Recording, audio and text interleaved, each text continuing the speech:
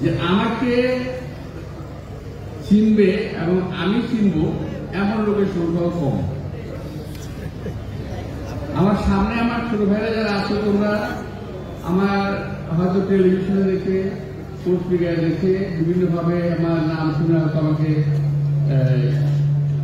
জানতে পেরেছ, কিন্তু অনেকেই আমাকে ব্যক্তিগতভাবে ছিল না। আগে কিন্তু কুমিল্লার মোটামুটি সমস্ত কুমিল্লাদেরকেই আমি কিংবা আমরা চিনতাম। এখন একটা সুযোগ তবে বয়সের কারণে আসাও হয় না, আর একটা বয়সের গ্যাপও আছে, সেই কারণে আসা হয় না, সম্পর্কটা গড়ে ওঠে না। এই জন্য বললাম যে ব্যক্তিগতভাবে পরিচিত হওয়া আর দূর থেকে পরিচিত হওয়া এক কথা নয়। তাই প্রিয় ভাইরা, তোমরা একটু মনে করো না, আমরা আসলে ওল্ড মডেল হয়ে গেছি, এখন নতুন মডেলের যুগ। তো আমাদের এখন মিলিয়ে চলা খুব ডিফিকাল্ট আমাদের সবার সময়। তারপরও এখানে দুইজনকে দেখে ভালো লাগছে। আমি সকাল আসার পর প্রথম শুধুমাত্র আমি একজনকে দেখলাম, সেদিন দেখলাম, তারপর কেউ না যাবে আমি চিনি না, তারপর আসছে সবাই মোটামুটি পরিচিত মুখ কয়েকজন আসছে, ভালো লাগছে। তা আমি আজকে আমাদের অ্যাক্টিং চেয়ারম্যান তারেক রহমানের যে কার্যক্রম, অর্থাৎ ওনার নির্দেশে যে কার্যক্রম যেটা হচ্ছে সদস্য সম্মেলন, এবং এরা যারা আজকে পরিচালনা করছেন, দায়িত্ব নিয়ে কাজ করছে, সবাইকে আপনাদের শুভেচ্ছা ধন্যবাদ জানাচ্ছি। কিছু কথা বলি দেশের বর্তমান অবস্থা সম্পর্কে। আমি আবার বলে নিচ্ছি, কথাগুলো আমার একান্ত ব্যক্তিগত।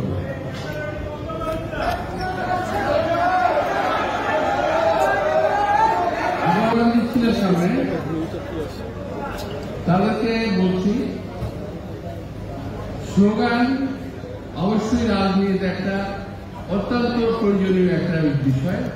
স্লোগান ছাড়া রাজনীতি কখনো, রাস্তায় কখনো রাজনীতি করা যায় না, স্লোগান থাকতে হবে। তবে এই স্লোগানটা কখন কোথায় দিতে হবে এটা জানতে হবে। যখন তখন যে কোনো জায়গায় স্লোগান দেওয়া যাবে না, যখন তখন যে কোনো সময় প্রতিবাদ করা যাবে না। তোমরা এই যে সাংবাদিক ভাইদের উপস্থিতি নিয়ে কেবল বিরোধ করছে, আমি জানি, দেখা যাচ্ছে না কিছু, আমারও খারাপ লাগতেছে, কিন্তু উপায় নেই। তো আসলে ডায়াসটা করার ছিল যেভাবে, সেটা সাংবাদিক ভাইরা সবাই করতে পারে, সেটা হয় নাই। যাই হোক, আজকে আমি যখন এখানে সদস্য অভিযান শুরু করেছি, নতুন যারা সদস্য হবেন সবাইকে আমি চিনব না, হয়তো দেখবো না, হয়তো, আর যারা নবায়ন করবেন তাদের মোটামুটি সবাইকে আমি চিনি। তা আমার কথা হলো যে যারা নাকি একত্রিত বক্তব্য করেছেন, সদস্য সংগ্রহের ব্যাপারে আমাদের অত্যন্ত সাবধান থাকতে হবে।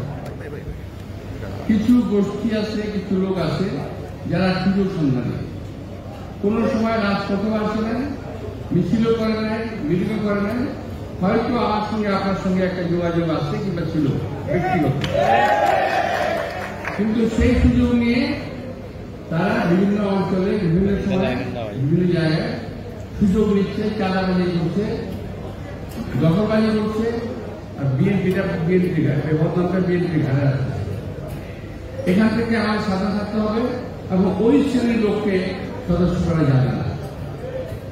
আর ছদ্মবেশী আওয়ামী লীগ তো নয়, এটাকে মাথায় রাখতে হবে যে আমার এলাকায় দেখেছি, যখন কেউ গ্রেফতার হয়, পুলিশ আওয়ামী লীগ মনে করে গ্রেফতার করে নিয়ে গেল, মামলা আছে, কিন্তু কিছু কিছু লোক বিএনপি নেতাদেরকে ছাড়ানোর চেষ্টা করছে।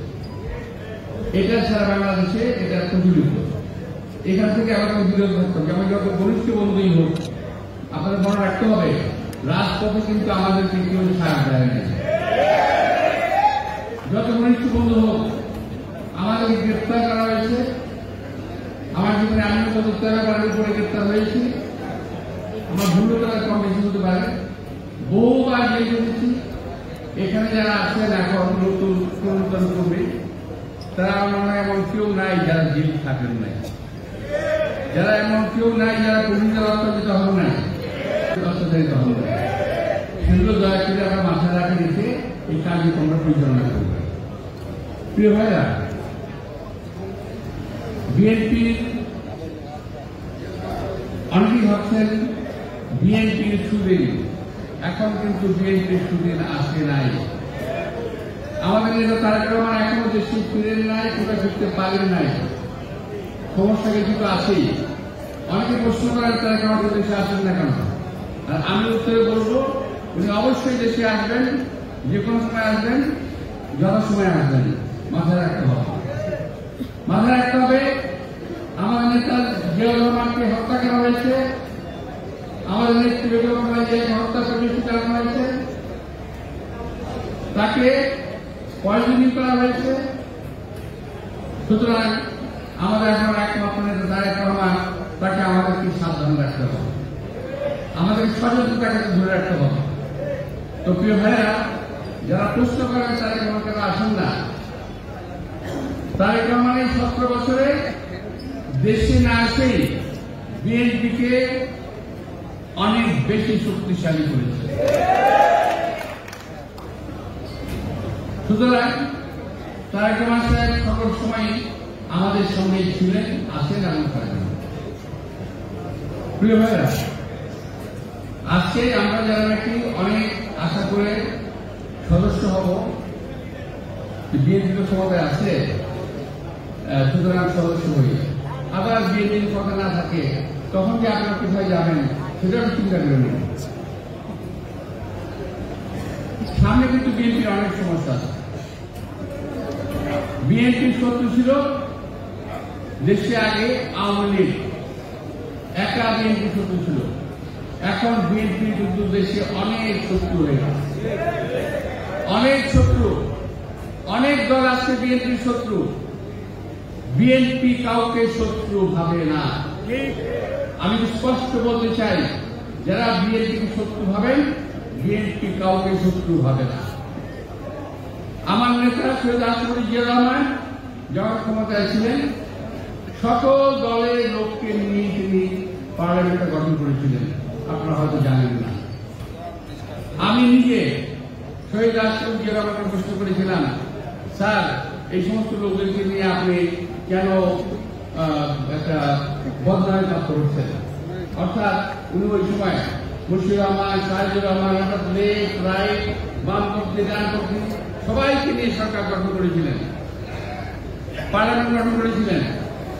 কিন্তু আমার কথার জবাবে তিনি বললেন, দেখো যে জাতিকে বিভক্ত রেখে কখনো দেশের উন্নয়ন করা যাবে না। শহীদ রাষ্ট্রপতি জিয়াউর রহমান কথা আমাকে বলেছিলেন, জাতিকে বিভক্ত রেখে দেশের উন্নয়ন করা যাবে না।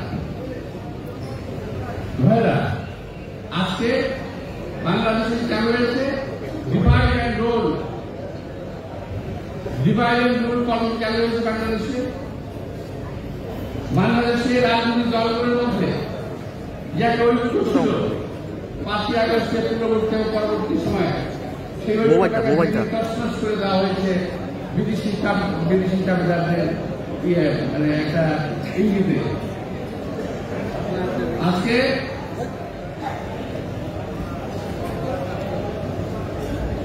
বিরুদ্ধে কথা বলা হচ্ছে, বিএনপির বিরুদ্ধে চাঁদাবাজি কখনো অভিযোগ করা হচ্ছে। আমি বলতে চাই, বিএনপি কখনো চাঁদাবাজি দখলবাজির মধ্যে নাই। এখন প্রথম দিকে যারা করেছিল, আমাদের নেতা তারেক রহমান প্রায় 1,000-1,500 মতো দল থেকে বহিষ্কার করেছে। আমরা তাদের বিরুদ্ধে ব্যবস্থা নিয়েছি, এখন নাই। তাহলে এখন চাঁদাবাজি করছে তারা। বিএনপি তো ক্ষমতায় নাই, এই সরকার ক্ষমতায় আছে। আমি এই সরকারকে বলতে চাই যে এই চাঁদাবাজ যেখানে আছে, যে দলাই হোক, বুকে সাহস রাখলে যেটা ধরে ফেলেন। কিন্তু আপনার বুক আপনাদের মতোই সাহস নাই, কারণ আপনার দল, আপনার সাঙ্গ বাঙ্গ যারা আছে এই সরকারের, তারাই নিজেরা কি চাঁদাবাজি করতেছে।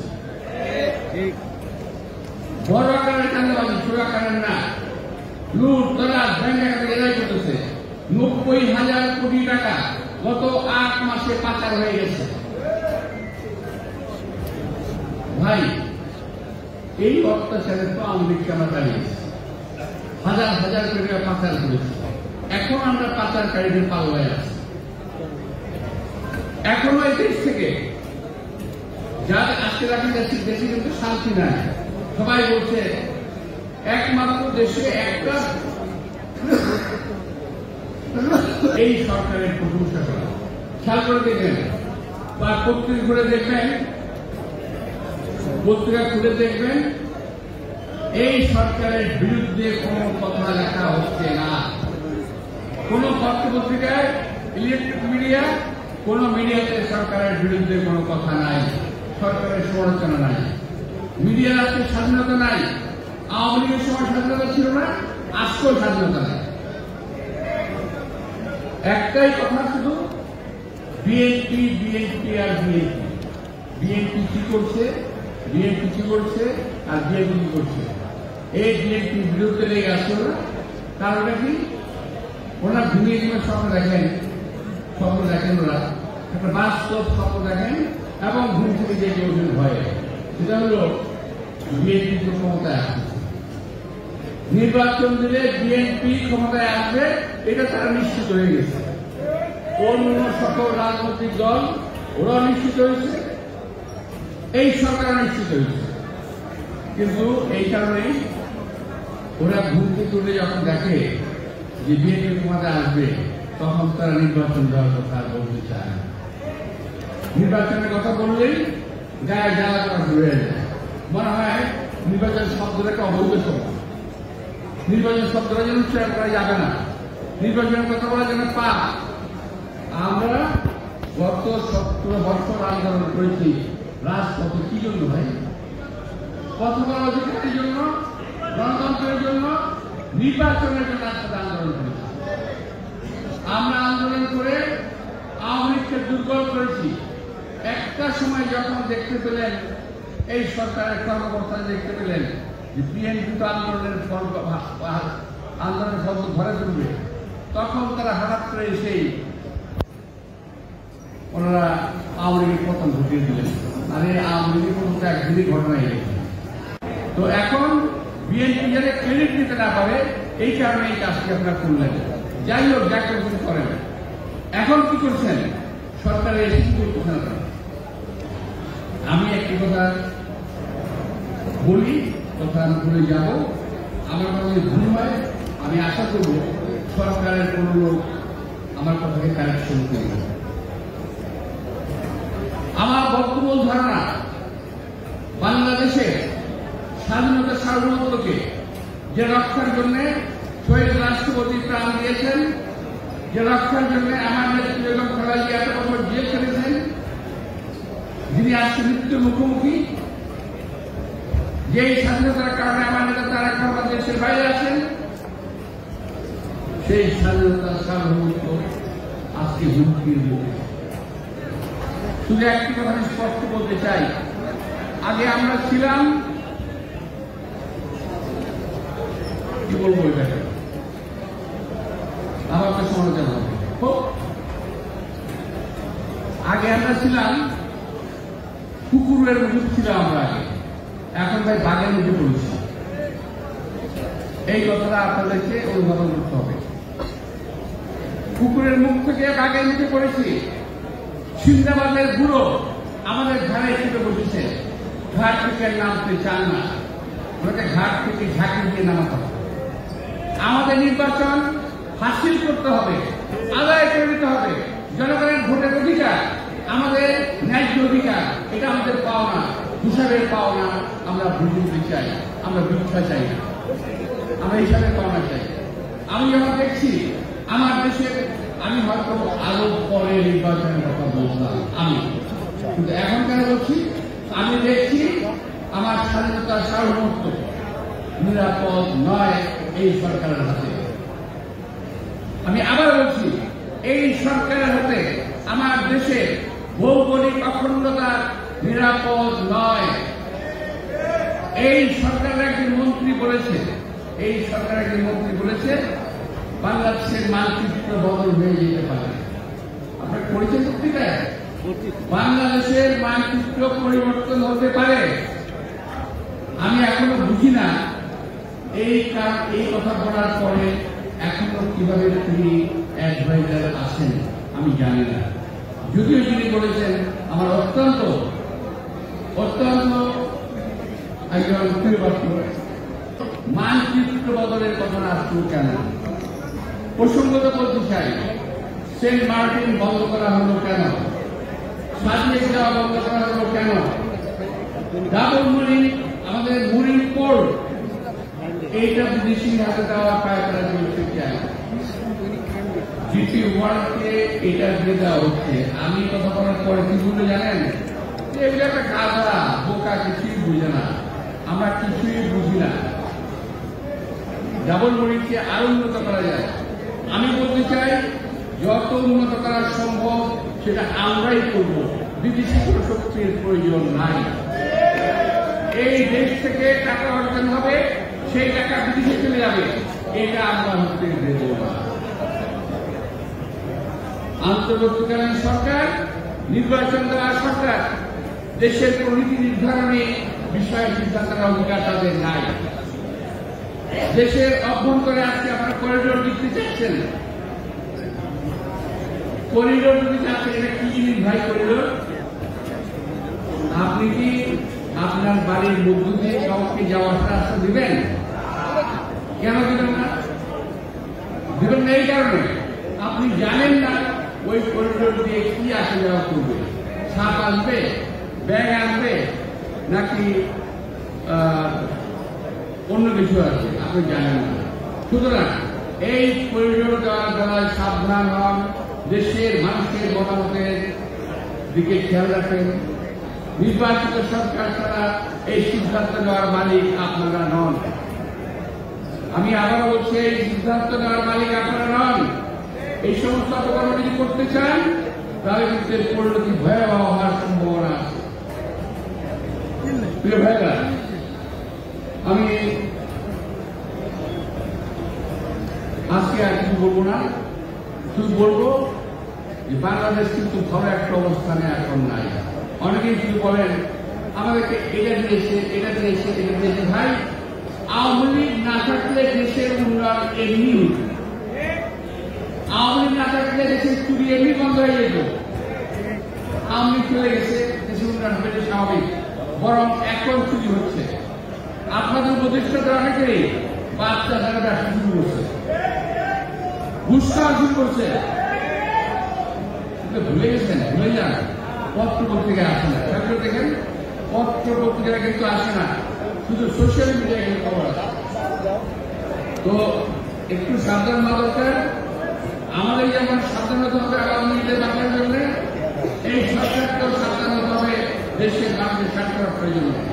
আমি আবারও বলছি, কোন পরিস্থিতিতে এই দেশের স্বাধীনতা সার্বভৌমত্বের উপর হুমকি আসবে, যে করিডোর দিয়ে আমরা এই করিডোরের বিরুদ্ধে অবস্থান নেব ইনশাআল্লাহ। দেশ জাতি আসলে কুমিল্লা নয়, সারা বাংলাদেশে বাণিজ্য ছড়ায় আমাদের ছড়িয়ে দিতে হবে যে আমরা এটা পছন্দ করছি না। সাজে, আমি আবার বলছি, সেন্ট মার্টিন, সাজে করিডোর নিয়ে আপনাদের অবস্থান, সরকারের অবস্থান সুস্পষ্ট করুন। আপনার অবস্থান জাতির কাছে সুস্পষ্ট করুন। পত্র পত্রিকা লিখতে দিন। আবার পত্র পত্রিকা করার জন্য বলেছেন আপনারা, সেই আওয়ামী লীগের মতো। তফাৎটা কি রইল? আরো কথা আছে, আমার লজ্জা লাগছে কথাটা বলতে। আমি লজ্জায় এই সরকারের আরো অনেক কর্মকাণ্ডের কথা আমি বলছি না, আমার নিজের লজ্জা লাগছে। ইনশাল্লাহ বলবো। তবে কিছু সোশ্যাল মিডিয়ায় এই সরকারের কর্মকর্তার নামে কিছু কথা চলে আসে, এটা একটু খেয়াল করে দেখবেন আপনারা। আপনাদের আজকে বক্তব্য শেষ করার আগে আমি পরম দয়ালু করুন আল্লাহ তাআলার নামে এই অনুষ্ঠানে, অর্থাৎ সদস্য সংগ্রহ অভিযান এবং নবায়নের অনুষ্ঠান তার শুরু